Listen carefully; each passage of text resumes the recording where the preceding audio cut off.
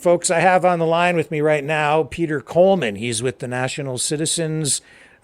Sorry, Peter, can you tell people what your position is exactly? I'm president of National Citizens Coalition. Okay. And today, your organization, and you issued a media release regarding this. I'll call it an incident in Parliament with Yaroslav Hunka. Can you explain what was in your media release? What's your position on this?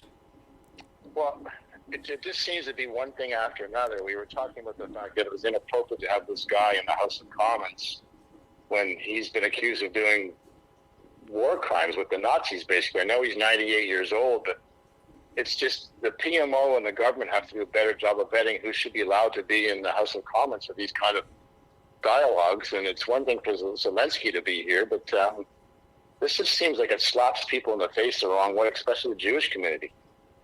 Yes, absolutely. How do you think something like this happens? Is it because the politicians don't know their history, or is it something else?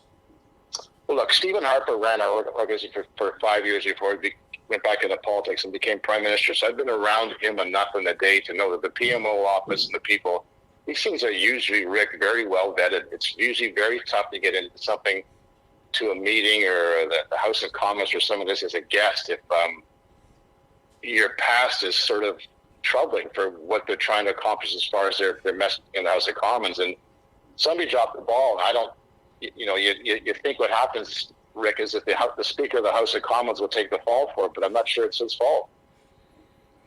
Yeah. Yeah, I don't think it's the Speaker's fault either. I mean, he's just reading what was handed to him, right? Yeah, absolutely. Yeah. So where does the buck stop on this? At the PMO's office? Well, and this isn't a partisan issue. I wouldn't be happy no matter who was in the House of Commons doing this. I mean, it's not as if we're in the top of people's minds on the international stage anymore. We've dropped our standing a fair bit since Trudeau became prime minister, and the country deserves better. We shouldn't be making these sort of own goal mistakes, Rick, where it opens the door to saying, are you competent? Because if you are, why are these kind of people being allowed to be in our Howard Hall of Fame chambers when something such an important issue as the war in Ukraine is going on? This just sort of muddies the waters. So you have to blame the PMO's office probably, but the buck obviously stops higher up at Trudeau. Yes, and I think in your release you indicated that Justin should perhaps give some consideration to that walk in the snow that at some point is inevitable for him. I think what happens in politics, Rick, after about 10 years, people get tired of seeing your face. It happened with Harper. It's happened in the history of our country a lot. And Trudeau's close to the past due date, just longevity-wise. And I know some people that support him may not like to hear that. But after 10 years, people get tired of you in general because you're not the shiny toy anymore. And the problem for Trudeau right now is what he thinks are the most important issues for Canadians are not the ones that the average Canadian thinks are important. That's trouble for him. Yeah, so he's out of touch with the average Canadian. He is, and I think, and after a while, you sort of believe, because if you're in power for so long, you believe what your views are the views that matter, and politicians make that error at their own peril. And he's clearly in there. And the unfortunate part for Trudeau is he doesn't have people around him, I don't think, that will tell him no, that will tell him this is crazy, that tell him that this is reckless. And that happens in politics too, when people's livelihoods depend on the one guy who's the leader, and eventually it all comes tumbling down. And Trudeau's in significant danger of that happening. I know election's not 2 years till 2 years from now, but if I was a Liberal MP, put this way, that won my riding by 5% last time, I'd be looking for a new job. Yeah. What do you think this does to Canada's reputation internationally? We used to always say, Rick, that we punched above our weight, and there's a long history of that, and I'm not convinced now that we are. I think the world of politics is changing dramatically with, China and the war in Ukraine and things going on there, and our relationship with India is now, very poor, and I just think we need to get back to basics where we can be a sound voice and offer some sound advice, but you can't go into these meetings when your agenda is not what the agenda is for the people around the world. I think that's where Trudeau's really out of touch. And I think people are tired of him walking in international stages and lecturing them about climate change or this or that.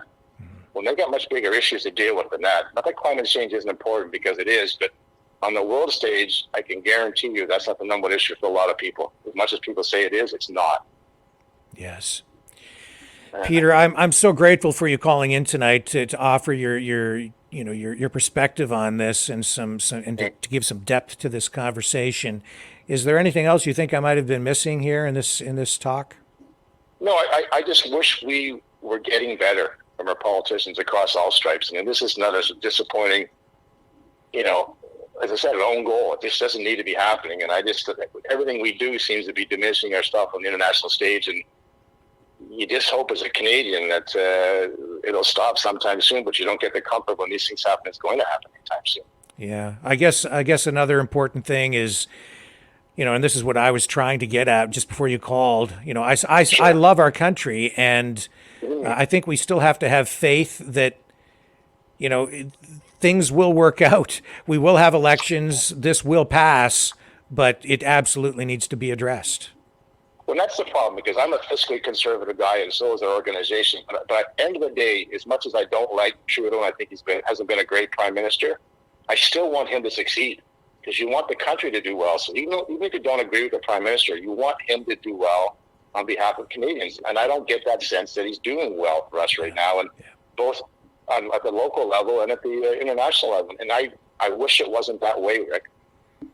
I agree, sir. I certainly do. Yeah. Peter, is there anything else you would like to add?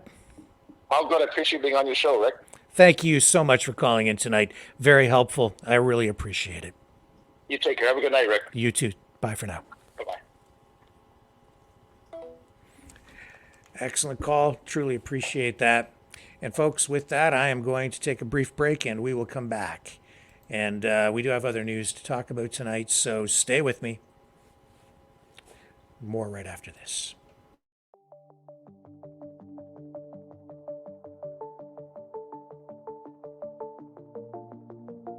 Greetings, brave mavericks. Our quest for truth continues. We go beyond fake news.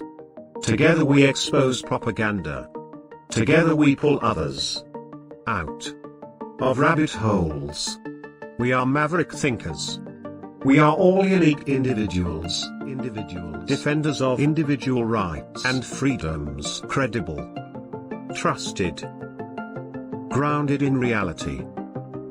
Maverick News. Maverick News. Defending free speech. Free speech. Donate at freedomreporters.com. Do it now. Tomorrow may be too late. Maverick News. The world is watching.